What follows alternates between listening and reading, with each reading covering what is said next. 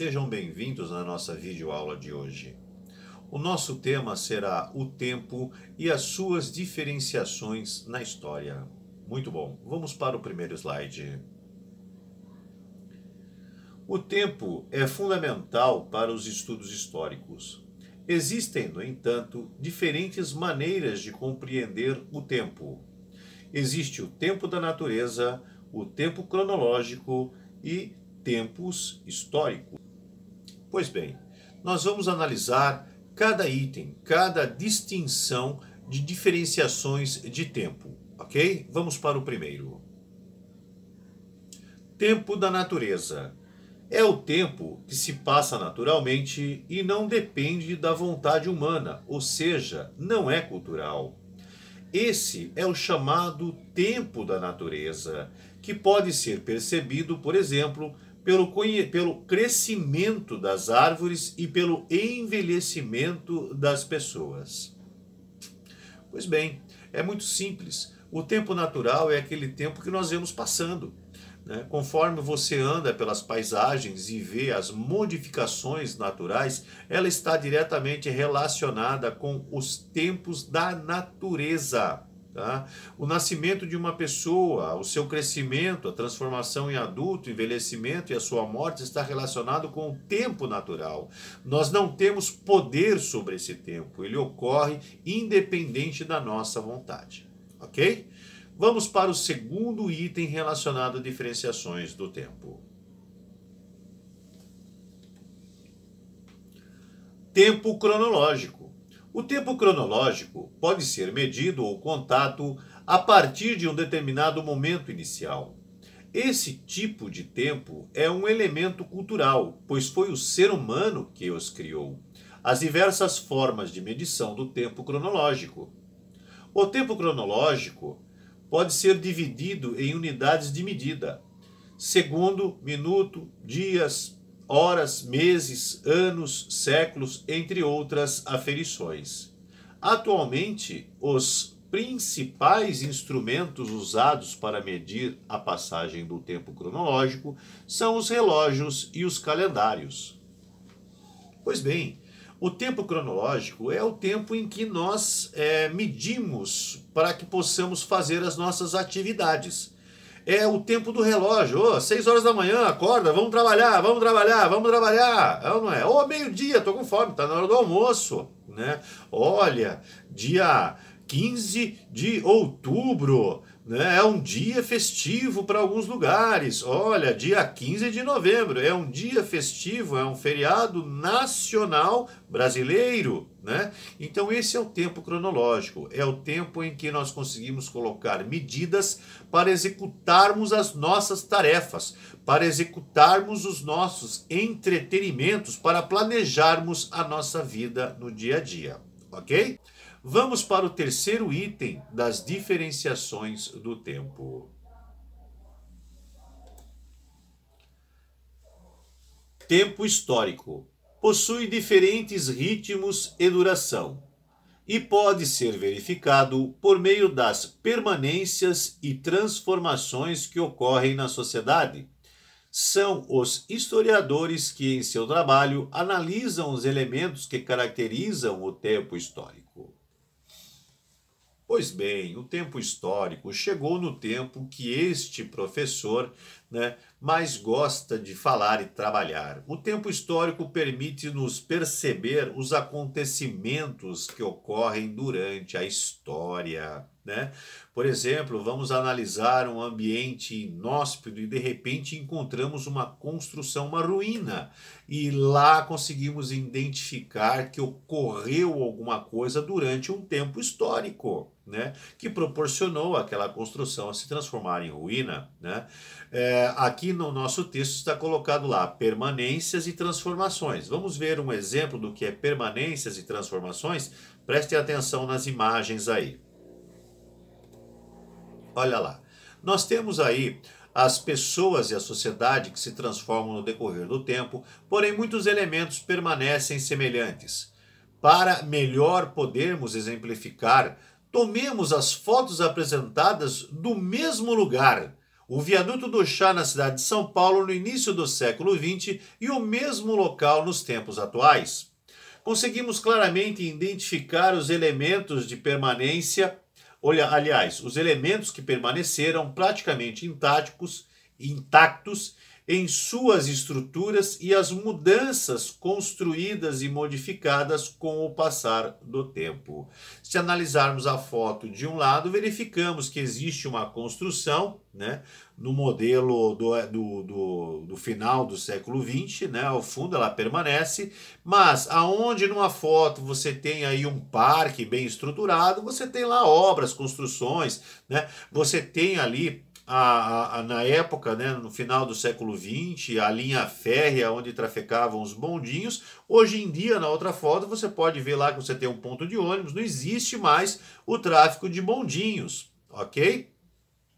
Voltando aqui para mim, então essas são as diferenciações que nós conseguimos verificar no tempo histórico, né? Nós conseguimos identificar que ocorreu alguma coisa no passado mediante as transformações e as permanências que ocorreram naquele mesmo local, tá? Então esse é o tempo histórico.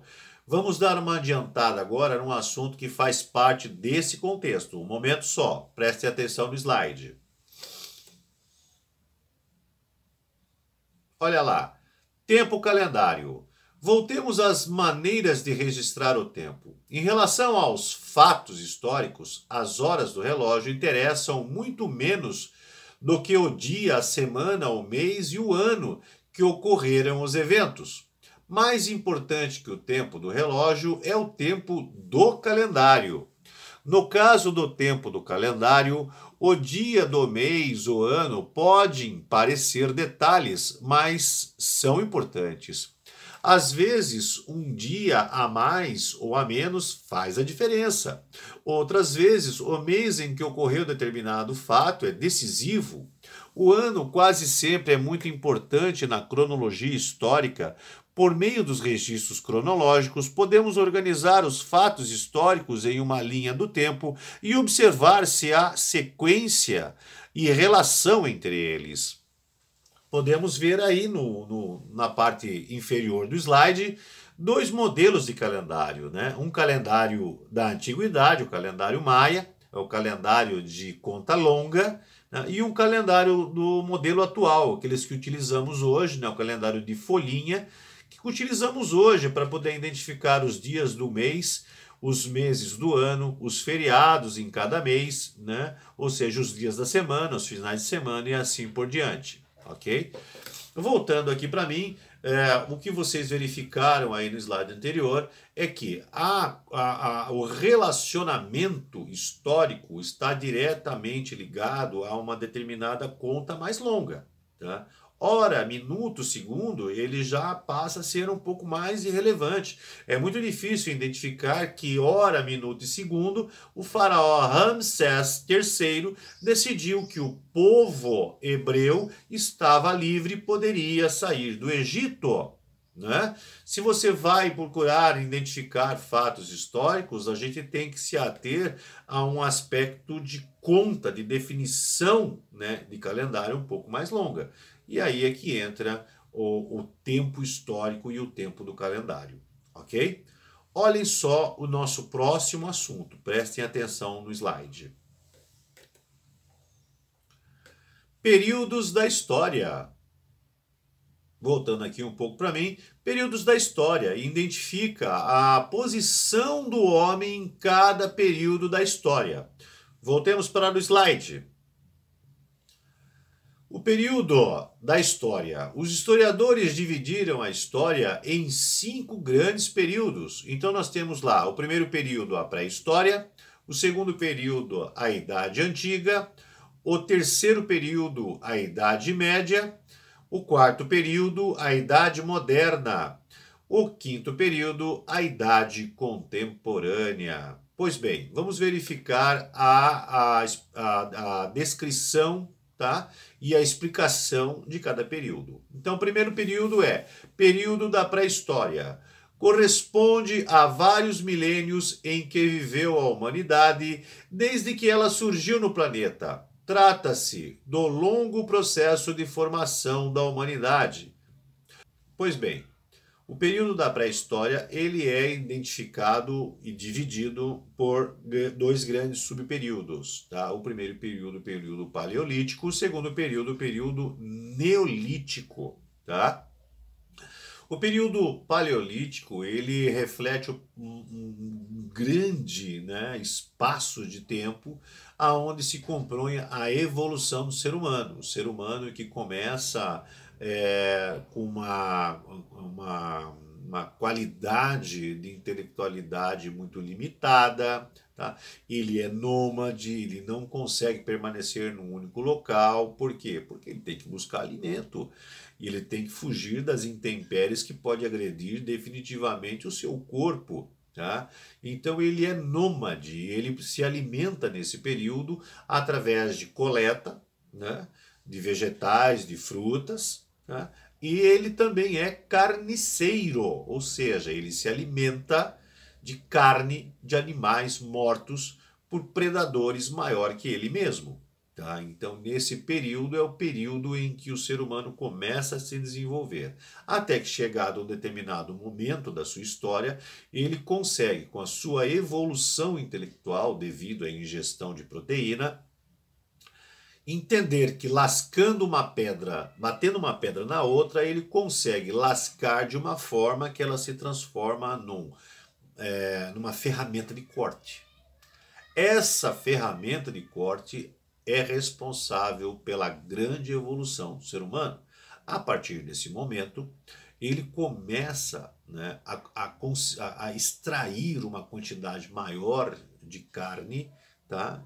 Ainda ele é carniceiro nesse momento, ele consegue extrair uma quantidade maior de carne e ingerir mais quantidade de proteína. Isso auxilia no seu desenvolvimento físico e intelectual. O neolítico é o momento em que ele consegue aprimorar o trabalho dos utensílios de pedra. De vez de ser pedra lascada, passa a ser pedra polida. Essas ferramentas elas são mais eficientes para um processo onde o ser humano começa gradativamente a se tornar sedentário. Ele começa nesse período a confinar animais, de vez de sair correndo para caçar animais, ele começa a confinar pequenos animais e ele começa a desenvolver algo que vai mudar a sua história, a agricultura. Ok? Então esse momento, esses dois momentos compõem o que nós chamamos hoje de pré-história. Ok? Próximo item é o item da Idade Antiga. Vejam no slide. Idade Antiga corresponde ao período que vai do surgimento da escrita no quarto milênio antes de Cristo até a queda do Império Romano no ano de 476 depois de Cristo. Pois bem, a Idade Antiga. A Idade Antiga corresponde já aí a um período também conhecido na pré-história como Idade dos Metais, aonde surge, né, a escrita, ou seja, caracteres, desenhos que identificam alguma coisa que a gente fala. Por exemplo, cadeira, ou eu tenho um desenho que especifica o objeto cadeira, ou eu tenho vários caracteres, vários, né, símbolos que se eu olhar eu vou conseguir ler. Cadeira. Ok? Então, o processo, né, da escrita proporcionou o início da Idade Antiga. Tá? E aí ele se transcorre, tá, com a evolução das civilizações. Posteriormente nós vamos conversar sobre a evolução das civilizações, né, no Oriente Médio, no noroeste do Egito e aí depois em todo o globo terrestre. Até que chega por fim no ano de 476, quando o Império Romano do Ocidente, ele cai, ele desmorona, né? Os bárbaros, ou seja, todos os povos que não são romanos, invadem essa região, né? E dão fim ao Império Romano. Ok? Pois bem, vamos para o próximo item. Vamos ao slide. Idade Média corresponde ao período que vai da queda do Império Romano do Ocidente em 476 até a tomada de Constantinopla pelos turcos otomanos em 1453. Muito interessante. Tá? Então, começa a Idade Média, já ali em toda a região da Europa, do Oriente Médio, né? No momento em que cai o Império Romano, 476 depois de Cristo. Tá? Nesse processo ocorre em várias histórias a formação de vários países europeus, né? O fortalecimento do Império Romano do Oriente e vários outros acontecimentos históricos que vamos conversar durante as nossas videoaulas. Tá? A Idade Média ela tem fim justamente no ano de 1453, quando o exército turco-otomano consegue derrubar as muralhas da cidade de Constantinopla e invadir o seu interior. Lembrando que no século IV, né, depois de Cristo, Constantinopla foi tomada, né, pelos romanos justamente dos turcos otomanos, que aí, basicamente, 1000 anos depois, consegue retornar, né, com o seu poder sobre essa região, ok? Vamos para o próximo item, slide. A Idade Moderna, correspondente ao período que vai da queda de Constantinopla em 1453 até a Revolução Francesa em 1789. Pois bem, o período da Idade Moderna, dá para se perceber, ele é curto, ele tem lá aí, vamos lá, 3 séculos e um pouquinho mais, tá? Ele corresponde até a queda de Constantinopla, conquistada pelos turcos otomanos, até o processo da Revolução Francesa, um relacionamento, um processo, né, conhecido como período do terror, né?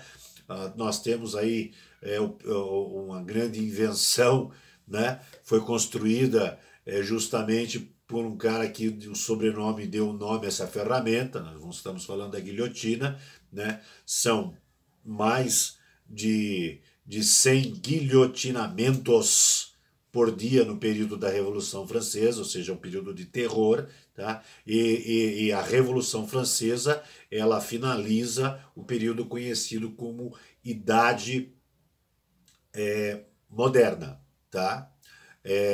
Então, nós vamos conversar a respeito disso, voltando aqui. Então, Idade Moderna corresponde ao período que vai da queda do Império Romano até a Revolução Francesa em 1789, ok? Vamos para o último item. Idade Contemporânea corresponde ao período que vai da Revolução Francesa de 1789 até os dias atuais. Então, estamos falando, né, do momento em que, a partir de 1789, a Idade Contemporânea, o momento que vivemos hoje, passa a ser contado. Ou seja, estamos vivendo a Idade Contemporânea, ok? Muito bem. Agora vamos falar sobre um item que é importante para entendermos esse relacionamento entre antes e depois de Cristo, ok? Vamos para o slide. Período antes e depois de Cristo. Esta era cronológica, que é globalmente adotada, mesmo em países de cultura majoritariamente não cristã, para efeitos de unanimidade de critérios em vários âmbitos, como científicos e comerciais, foi organizada de forma a contar o suposto ano do nascimento de Cristo como ano 1, marcando uma linha divisória no tempo a partir de então. A contagem dos anos assemelha-se à ordem dos números inteiros, pelo que também é comum referir os anos antes de Cristo como números inteiros negativos e os anos depois de Cristo por números inteiros positivos. Utiliza-se, nesta forma de datação, os calendários juliano e gregoriano. O termo Anno Domini é por vezes substituída pela expressão mais formal e descritiva Anno Domini Nostri Jesus Christi, ano de nosso Senhor Jesus Cristo. é, por vezes, ainda substituído pela expressão Era da Graça. A forma de datação, segundo o Anno Domini, foi primeiramente utilizada na Europa Ocidental durante o século VIII. Pois bem, é importante entendermos da onde vem esse processo que vivemos atualmente, né? O que é, por que foi ano antes de Cristo e depois de Cristo? Então, no século VIII, né, na Europa Ocidental, definiu-se que haveria uma divisão que a partir de determinado período, do período onde se coloca como o nascimento de Jesus Cristo, que seria o ano 1, tá? O ano que vai ser contado a partir daquele período um novo calendário. Tá? E nesse novo calendário é utilizado o calendário juliano e o calendário gregoriano. Tá? Mais posteriormente vamos conversar a respeito desses dois calendários, como eles foram formados. Ok? Então, uma informação importante é que não existe ano zero. Tá? Existe o ano 1 antes de Cristo e o ano 1 depois de Cristo. Tá? Então, não se confundam. Então, ano 1 antes de Cristo e o ano 1 depois de Cristo. Não existe um ano zero. Né? Um ano zero, como um ano nada, né? Vazio. Então, não existe. Tá? Não vamos confundir a tabela dos números inteiros, que existe o zero no caso do antes de Cristo e depois de Cristo. Não existe o ano zero. Ok? Seria o ano de nascimento de Jesus Cristo, Anno Domini, tá? Como acabei de informar a vocês. Ok? Muito bem. Em termos do assunto relacionado, tempo e suas diferenciações históricas, finalizamos hoje a nossa videoaula. Espero que tenha sido produtivo e nos vemos no nosso próximo encontro. Um grande abraço e até lá.